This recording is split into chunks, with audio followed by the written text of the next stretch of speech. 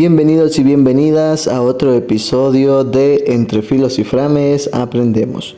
Hoy vamos a reflexionar sobre el libro 3 de El contrato social de Rousseau, uno de los textos fundamentales para entender la teoría política moderna. En este libro, Rousseau analiza qué es el gobierno, cuáles son sus formas, cómo se corrompe y sobre todo qué relación debe tener con la voluntad del pueblo. Pero no nos quedaremos en la teoría. Vamos a tomar estas ideas y vincularlas con lo que ocurre actualmente en el país de Nicaragua, mostrando cómo la filosofía puede iluminar nuestras realidades más urgentes. Acompáñame en este recorrido entre el pensamiento ilustrado y la experiencia concreta de nuestros pueblos latinoamericanos.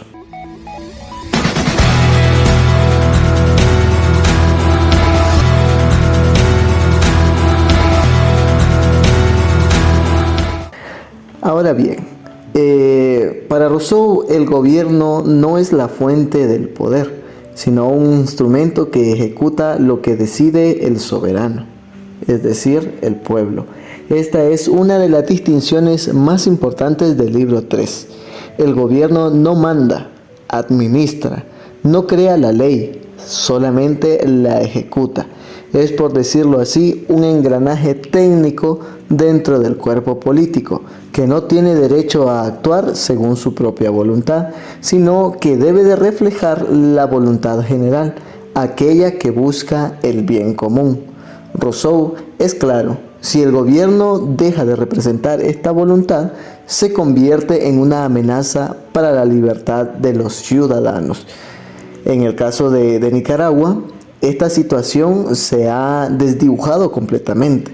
El poder ejecutivo ha dejado de ser un órgano subordinado al pueblo para convertirse en la instancia que lo suplanta, a través de reformas constitucionales, control sobre las instituciones y la represión del disenso.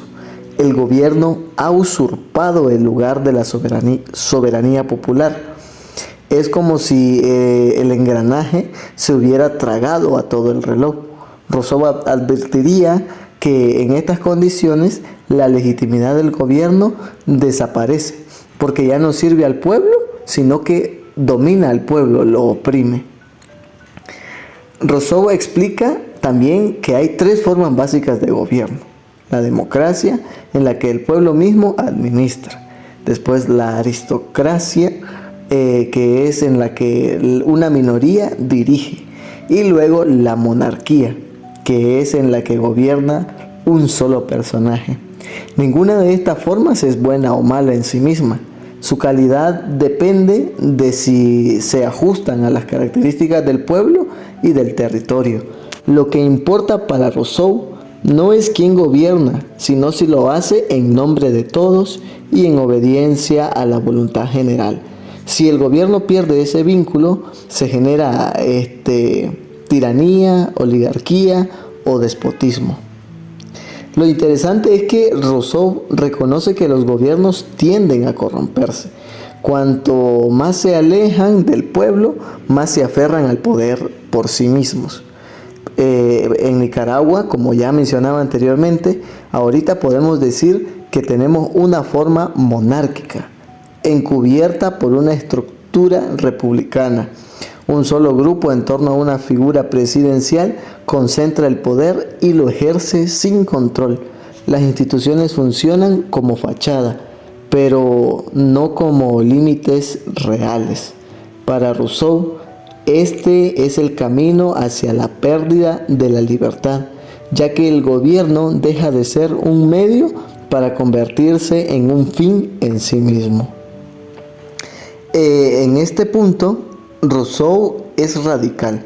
Cuando el gobierno deja de ejecutar la voluntad general y empieza a imponer su propia voluntad, entonces ya no existe la libertad. El ciudadano pasa de ser soberano a ser súbdito. La libertad entonces no se pierde de golpe, sino que va poco a poco, que fue lo que pasó en Nicaragua. Bueno, a medida que el gobierno se apropia del poder, entonces el ciudadano va perdiendo su soberanía. Rousseau señala que una señal clara de esta corrupción es cuando el gobierno actúa para perpetuarse, reprime la disidencia y utiliza el aparato del Estado para sus propios intereses. La voluntad general se ve suplantada por una voluntad particular y con ello entonces se rompe el contrato social. Entonces aquí en este plano Nicaragua ofrece ejemplos claros de este proceso.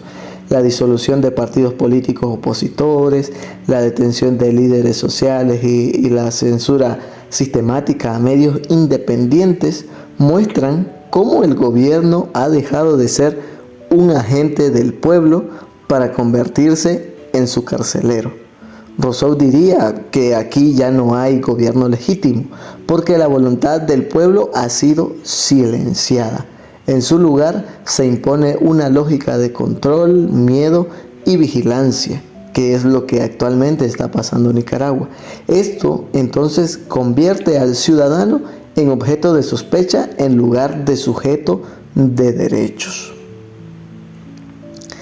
¿Qué propone Rousseau como solución? Bueno, frente a esta situación, Rousseau no se queda solamente en la denuncia. Él propone que el contrato social debe de ser revisado constantemente y que el pueblo tiene el derecho y el deber de recuperar su soberanía cuando ésta ha sido traicionada. Para él, la voluntad general no puede ser anulada, solo puede ser sofocada temporalmente. Pero si el pueblo se organiza, si reconstituye su pacto desde abajo, puede volver a ser libre. La clave está en la participación, en la deliberación, en la construcción de una ciudadanía activa.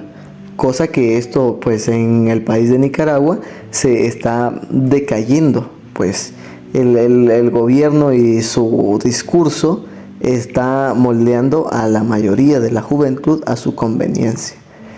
Pero bueno, según la propuesta de Rousseau, no se trata solo de cambiar de gobernantes, sino de repensar el vínculo entre pueblo y poder. En Nicaragua esto implica un desafío enorme por lo que ya mencionaba, pero también una esperanza. Las movilizaciones sociales, los exilios forzados, las voces que resisten dentro y fuera del país son señales de que la voluntad popular no ha muerto. Quizás está dormida, herida o dispersa, pero hay todavía quienes mantienen viva esta esperanza. Rousseau nos diría que el pueblo tiene derecho a romper las cadenas impuestas por un gobierno ilegítimo y que esa ruptura no es violencia, sino justicia. Bueno, esto desde la propuesta de Rousseau, porque como él afirma, el pueblo que recupera su libertad prueba que fue creado para disfrutarla.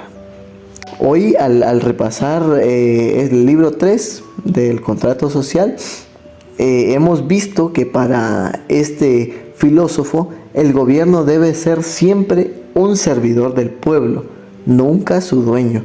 Cuando esta relación se invierte, el contrato social se rompe.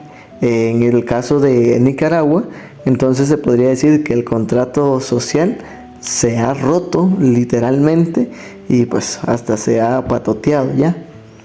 Y la libertad pues ha desaparecido completamente. En Nicaragua este proceso se ha vivido en carne propia, pero también hay caminos de reconstrucción. Si se recupera la idea de que el pueblo no solo puede, sino que debe gobernarse a sí mismo, entonces esa sería como la esperanza. Si esto se recupera, entonces puede que el cambio sí exista en Nicaragua. La filosofía, como vemos, entonces no es solamente un lujo académico, es una herramienta para entender la historia y para poder transformarla, para poder transformar nuestro presente, para poder escribirlo.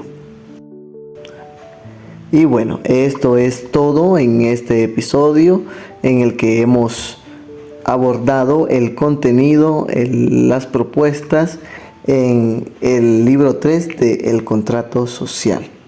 Y esto es todo entonces. Y recuerda que entre filos y frames aprendemos. Nos escuchamos en un próximo episodio donde seguiremos reflexionando juntos sobre algún nuevo tema de interés.